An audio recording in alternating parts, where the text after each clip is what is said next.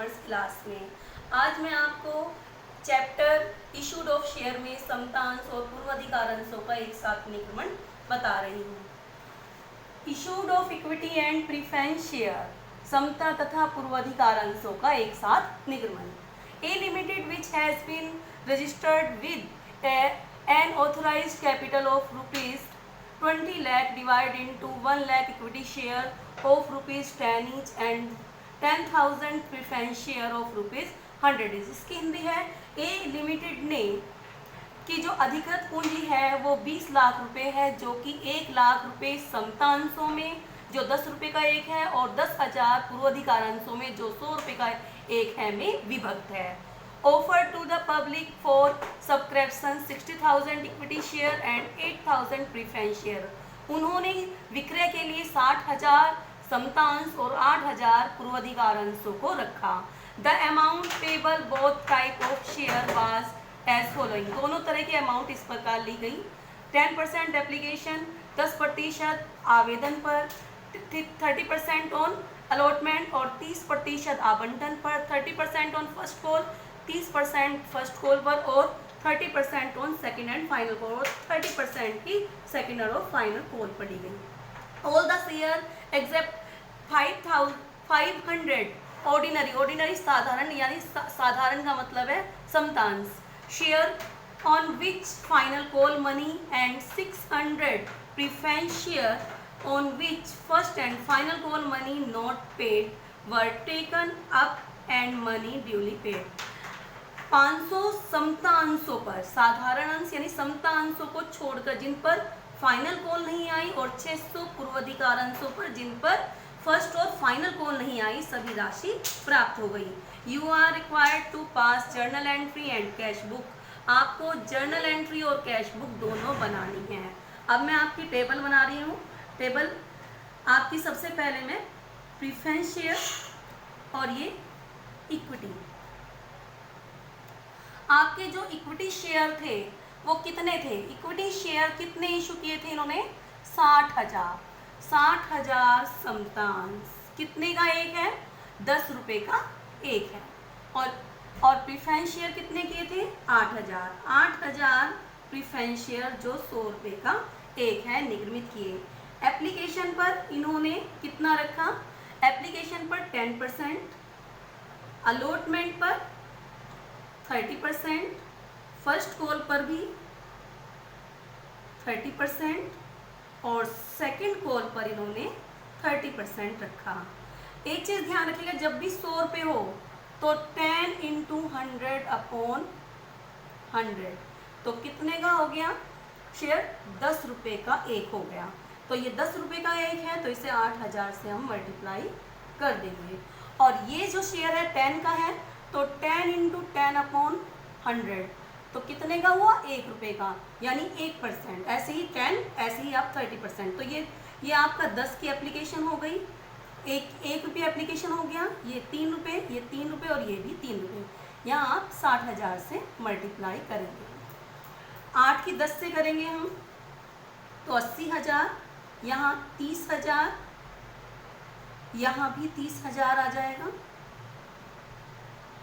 यहाँ 2,40,000, यहाँ 2,40,000 और यहाँ भी आपका 2,40,000 आ जाएगा। अब यहाँ 6 × 6 60,000, 6 × 18 1,80,000, यहाँ भी 1,80,000 और यहाँ भी 1,80,000 आ जाएगा। अब आपका इसने कहा है कि 500 अंशों पर, 500 साधारण अंश यानी आपकी इक्विटी शेयर पर, 500 इक्विटी शेयर पर आपकी फाइनल कॉल की मनी नहीं आई। फाइनल कॉल कितने की है, 3 की, तो 3 से गुना करेंगे, 5 × 15, यहाँ पर आपके 1,500 रुपये प्राप्त नहीं हुए। और यहाँ पर अगला जो है, यहाँ पर 600 अंशों पर प्रीफरेंस शेयर पर ना तो आपकी क्या आई, फर्स्ट कॉल आई और ना ही फाइनल कॉल आई। तो यहाँ पर 600 अंशों पर 30 रुपये के हिसाब से गुना करेंगे, ना तो आपकी फर्स्ट कॉल आई और ना ही फाइनल कॉल आई।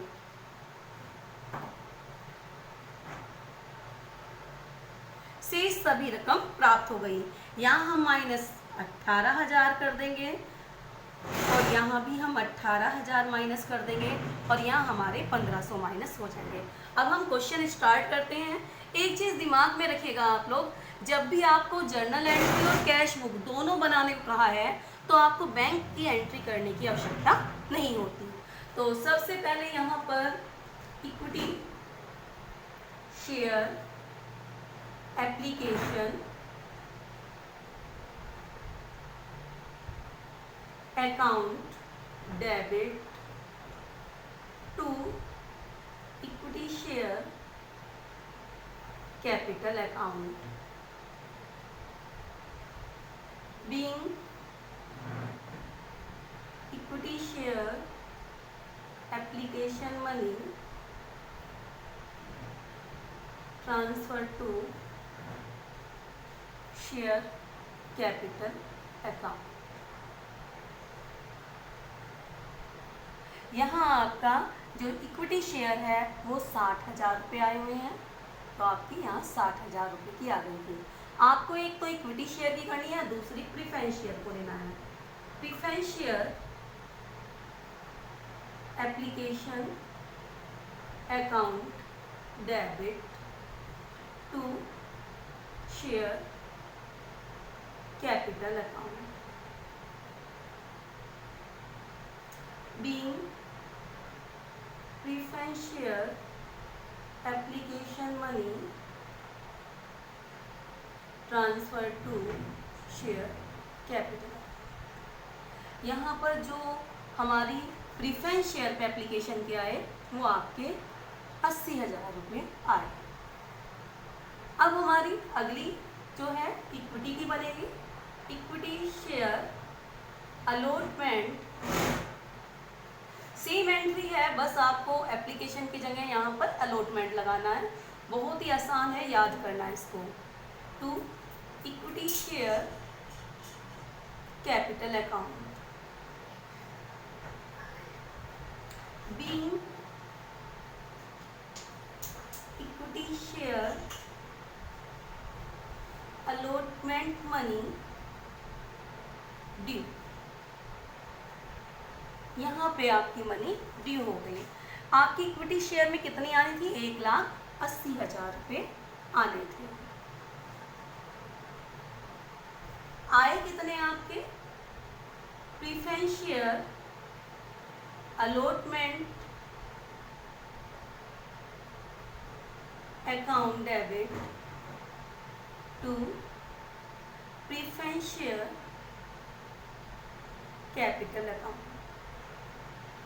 अब आपकी ऐसी ही प्रीफरेंस शेयर की हो गई। बीइंग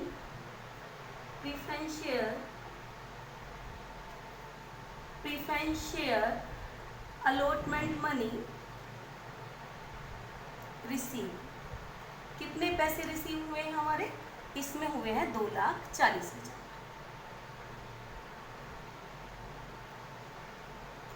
ऐसे ही आपकी इक्विटी शेयर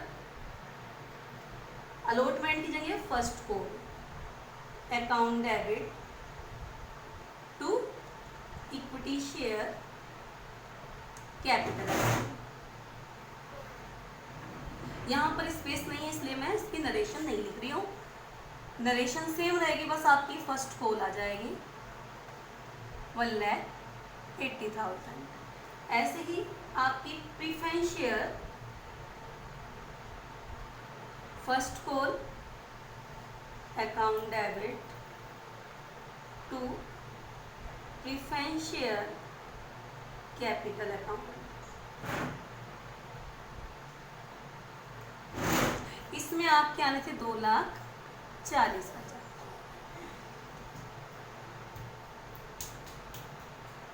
अब आपकी equity share second call and final call account debit to equity share capital account being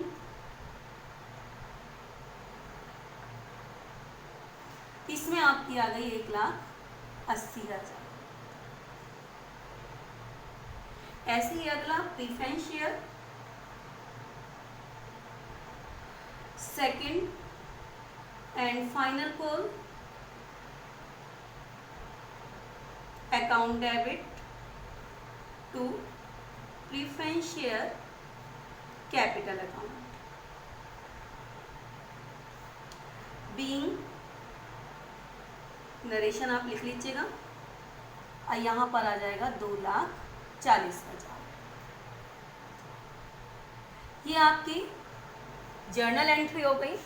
लेकिन इसमें दूसरी चीज़ आपकी कैश बुक भी बनाने के लिए कह रखी है। तो कैश बुक बनाने के लिए कह रखी है तो हमें कैश बुक बनानी पड़ेगी। कैश बुक बनाने के लिए मुझे यहाँ पे थोड़ा सा रिमूव करना पड़ेगा।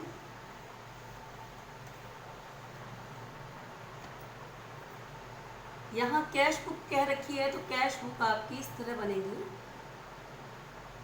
जो भी आपकी बैंक की एंट्री थी इधर की तरफ जो मैंने बनाई थी वो आपकी इसमें आ जाएंगे। सबसे पहले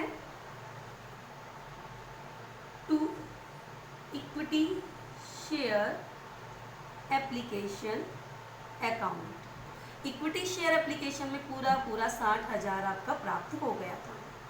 to preference share application account, यहाँ पर आपका 80,000 प्राप्त हो गया था। अब to equity share allotment account, लेकिन जो अलॉटमेंट था यहाँ पर भी आपका पूरा प्राप्त हो रहा था 1,80,000। To preference share allotment account, यहाँ पर भी पूरा प्राप्त हो गया था 2,40,000। To equity share first call account, जो फर्स्ट कॉल थी उस पर भी आपका पूरा पैसा 1,80,000 प्राप्त हो गया था।